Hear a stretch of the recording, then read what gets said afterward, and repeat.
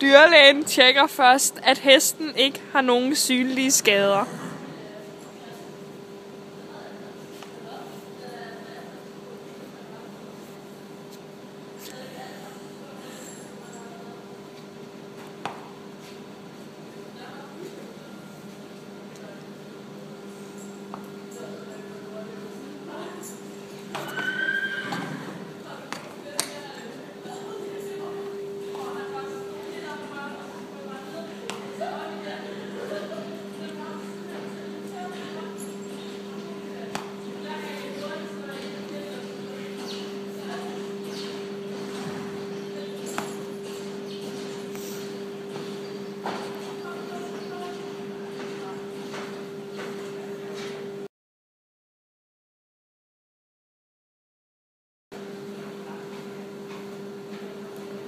Dyrlægen går i gang med en grundigere undersøgelse af hesten.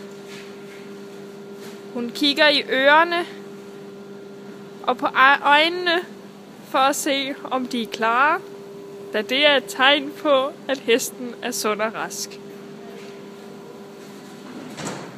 Der bliver også kigget på tænder og næsebor.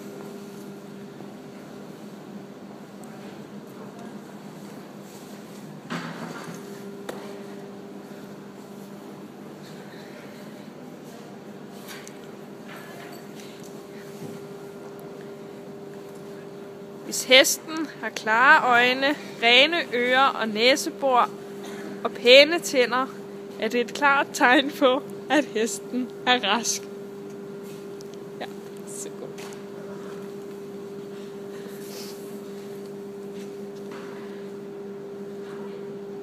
Dyrlægen lytter nu til hestens hjerte og lunger for at høre, om der er normal lyd.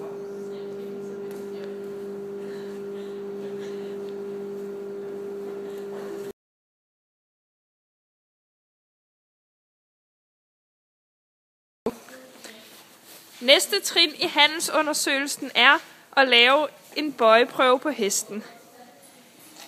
Her strækker dyrlægen forbenet